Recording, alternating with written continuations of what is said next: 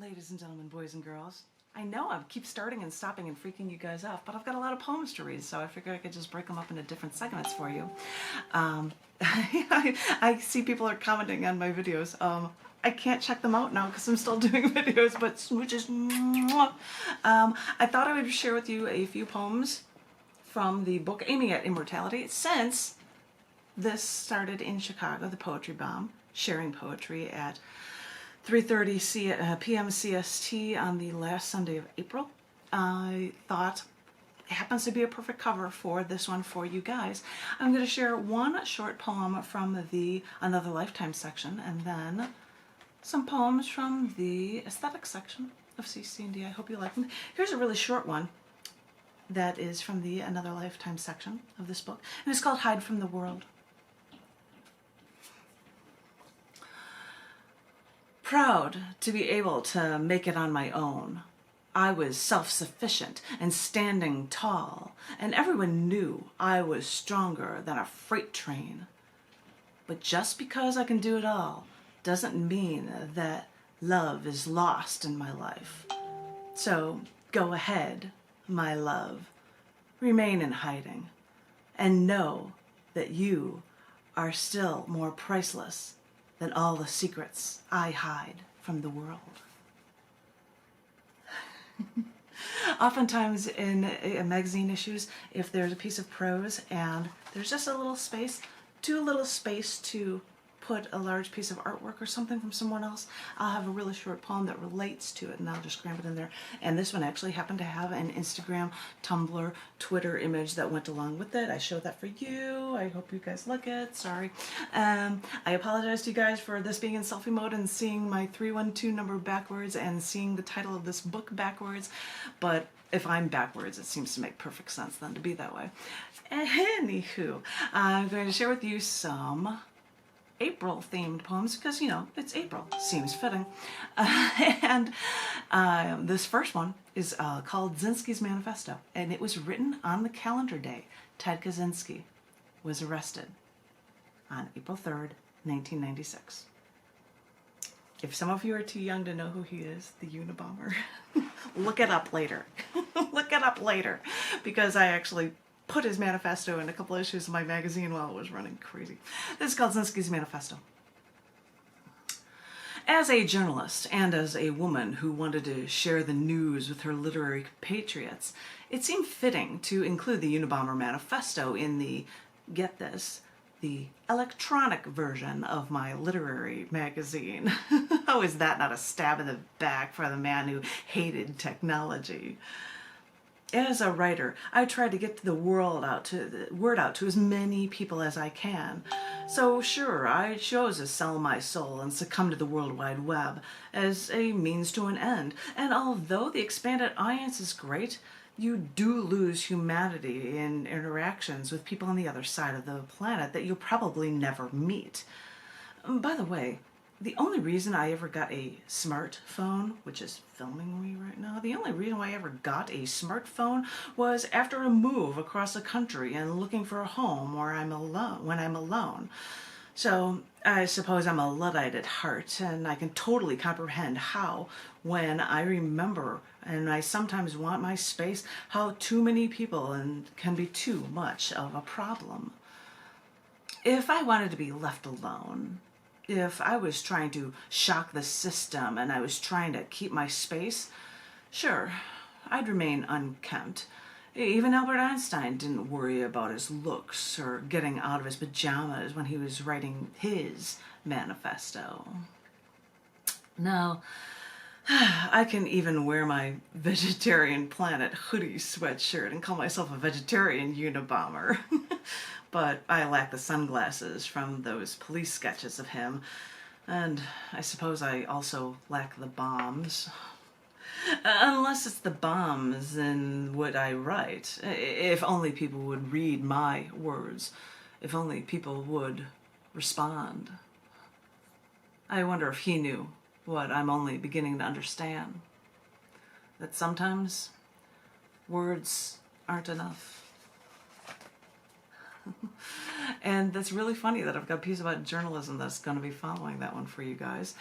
This poem was written on National Hug a Newsperson Day. Did you know that was a day? They have a holiday for everything, I swear to God. But I believe it was April 4th. And it's Hug a Newsperson Day. So here you go. This poem is called Journalists Revealing the World. When researching and releasing the news by breaking a story, say, of academia's expropriation of funding from original desired locations, it might not sound like the groundbreaking material, but that is at the heart of what we journalists do.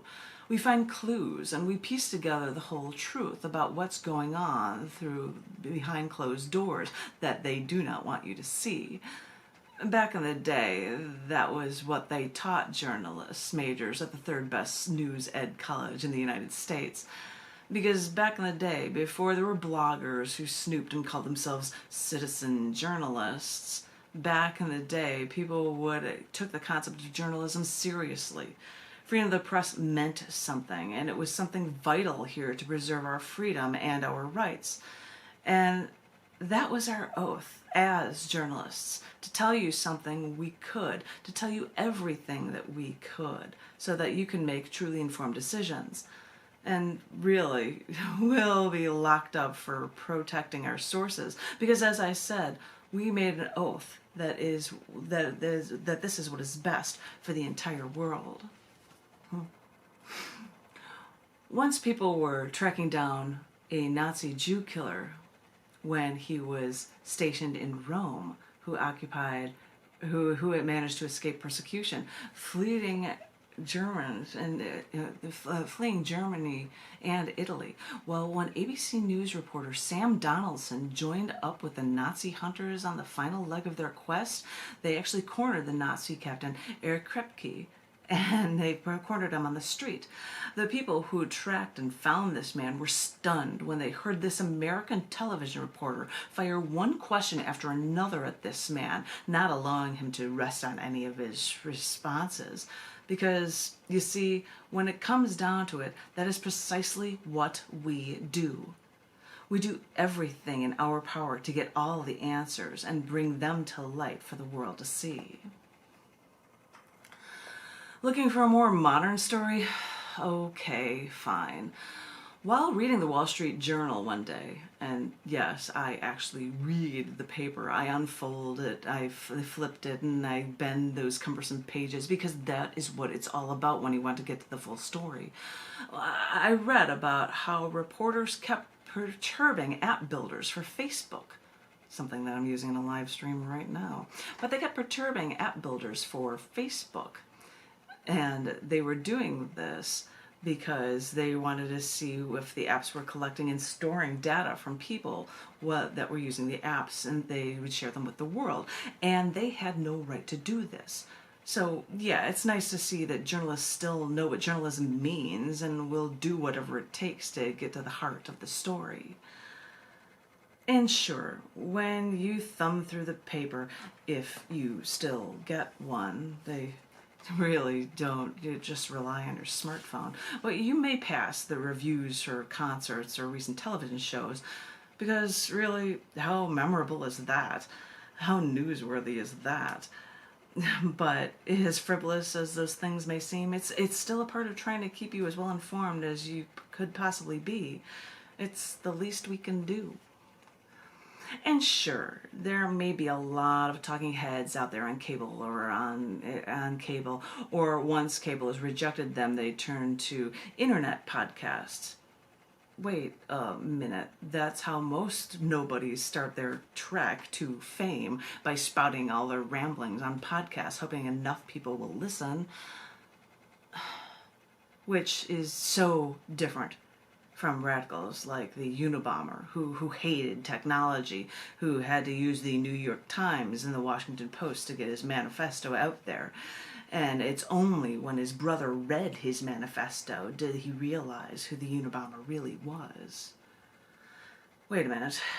I just brought the Unabomber story up as an example of abusing the internet as a form of mass media, but now I realize that this was another way the press can be helpful to uncover details and reveal truths. Maybe this was the reason that the founding fathers made a point to include the freedom of the press as the first amendment of the United States Constitution, because somebody had to keep the government and the major corporations and the eccentric rich billionaires under watch. And us journalists are more than up to that challenge. So if you see a news person, a news reporter, or a journalist, maybe you should thank them or give them a hug, because we need them to make sure everything stays in check for everyone. It makes me glad to know that they exist, because our world wouldn't be our world without them. Holy cow, this amazing read factory. I've got some more poems for you. I hope you guys like them. This one is called Opportunity to Share Globally, and it was written in honor of the April 7th, 1969 date as the symbolic birth of the internet. You want to know how? Well, you know, you're using the internet now like everyone is, like mad, because we're all trapped in our homes and we're doing hashtagging for social media for poetry bombing. So that's exactly what this is about. So you get to learn about the supposed birth of the internet. Get a load of that. This one is called Opportunity to Share Globally. Not too long before I was born, ARPA, the Advanced Research Project Agency, gave BBN Technologies the contract to build a precursor to the World Wide Web. Less than 2 decades later, I went to college as a computer scientist, a science engineer at the university that helped lay the groundwork for the internet. Sorry, Al Gore, it wasn't all because of you. When I look back, I think of how my life in some ways may reflect the life of the internet. As we grew, so did my use of this tool to spread my literary work to people. With my hundreds of books and stacks of CDs sold in more countries that I can count, to musicians and authors literally on the other side of the planet. Snail mail couldn't do that. You may have once called me a Luddite, but my literary magazine had a webpage before any other colleagues I knew did. And thanks to my web partner in crime, I like that I can give people an opportunity to share their writing with the rest of the world, thanks to this tool. I didn't know this brainchild, which was created not too long before I was born, would parallel me so thoroughly throughout every chapter of my life. Forgive me for waxing poetic, but maybe the internet and I, in different ways, help people to not only get what they want, but to also grow. Okay, maybe I can't call myself as grandiose as the internet, but really, it seems like the World Wide Web has been on my tail for my whole life. So, digital or not, we may be more alike than you think. And thanks to the internet, I'm able to share these poems with you guys on the 2020 Poetry Bomb. I hope everyone out there is hashtag poetry bombing everything, as all of these live feeds are, as well as the Facebook events page that I'm having if anybody wants to put up any posts. I'm going to read a few more poems for you from the aesthetic section of the cc&d issue collection book, Aiming at Immortality. I apologize for the live streamers that everything is reversed. It's 312. Not 512 because I'm in Austin right now, but I got my phone with my 312 before I moved. So yeah, I had to give props to where the poetry bomb came from. This is for the Day of Silence, which is April 12th. So this is a short piece. For that is called Burning Building, the Day of Silence Edit. This is what you don't allow me to say. You tell me that you want to be the hand that pulls me from the burning building, and every time I try to be rescued, you turn your back and walk away. So I will rescue myself again this time, and I will wonder if I should stop trying and just allow myself to perish in the flames. And now All I have to do is sit and wait, and sitting in silence is exactly what I'll do. Why do you run away when I need you most? I'm stepping over the wooden beams now, and my flames are all around me. Here, look at the blood dripping from my arms. Here, smell my flesh burning. This is what you do. I do not walk away unscathed. I never do. But now that I wait for my next fire and my next burning building, I know that I will never allow myself to enter it. Why can't it be easier to perish? I try, and every time at the last minute, my figure steps over the charred remains and saves me. If only there were no more burning buildings. If only I didn't have to save myself all the time. If only I could feel free just this once. If only I could feel safe with you just this once. If only your words were not the burning building. Day of Silence edit indeed. That was the Day of Silence edit of Burning Building. This is shared with you for Earth Day, April 24th. I have to get these things right. Calendars. Not August, April 24th. This is called Earth Was Alive and Dying. I think this will be the last one for you, and then I'll just go off to another live feed. So this is the last poem that is in the book, Aiming at Immortality, from cc&d. It's called Earth Was Alive and Dying. I had a dream the other night. I walked out of the city to a forest, and there were neatly paved bicycle paths and trash cans every 50 feet and trash every 10. And I walked deeper into that forest, managed to get away from the picnic tables and the outhouses that lined the forest edges. The roaring cars gave way to the rustling of tree branches, the crackling of fallen leaves under my step. When the wind tunneled through, the wind whistled and sang as it flew past the bark and leaves. I walked, listened to the crack of dead branches under my feet, and I felt a branch against my shoulder. I looked up, and I could hear the trees speak to me, and they said, "Thank you for letting the endangered animals live here amongst us. We do think they are so pretty, and it would be a shame to see them go."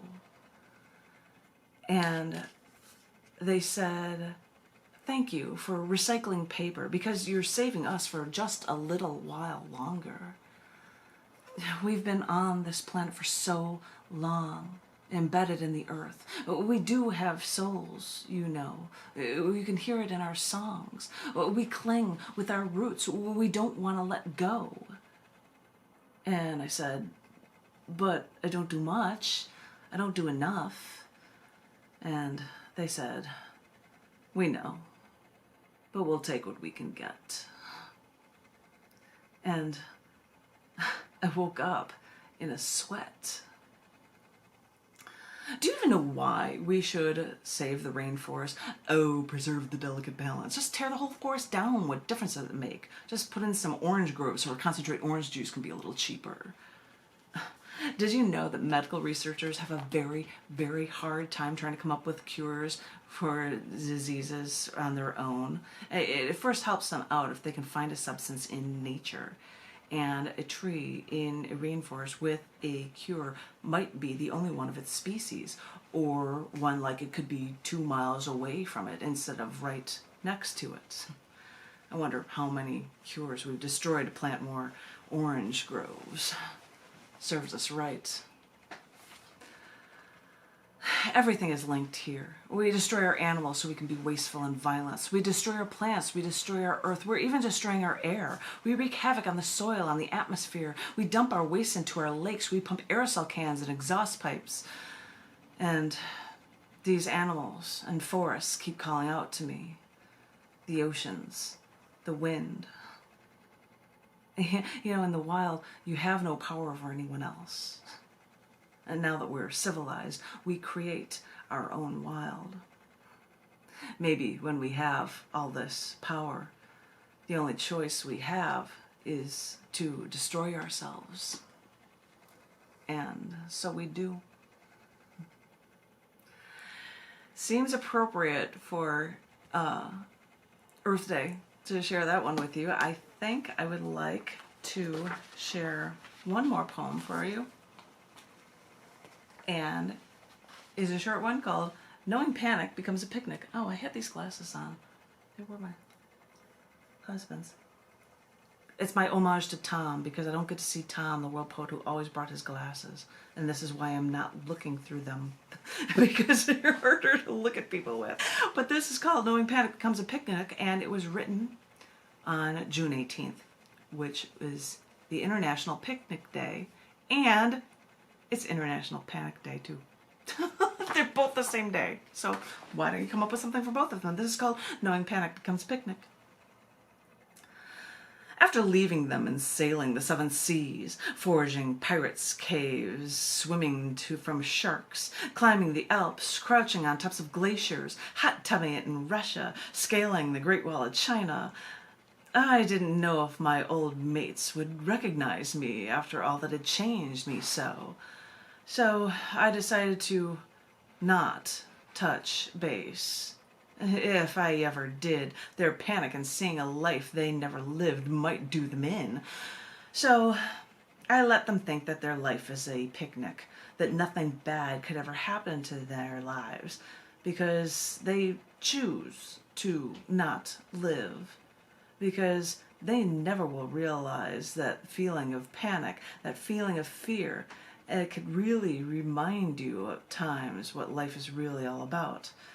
Because after knowing panic, life becomes a picnic too. So that is a short one to end it for you, and I think I'm going to close it off and do another reading for you guys. And thank you, thank you, thank you.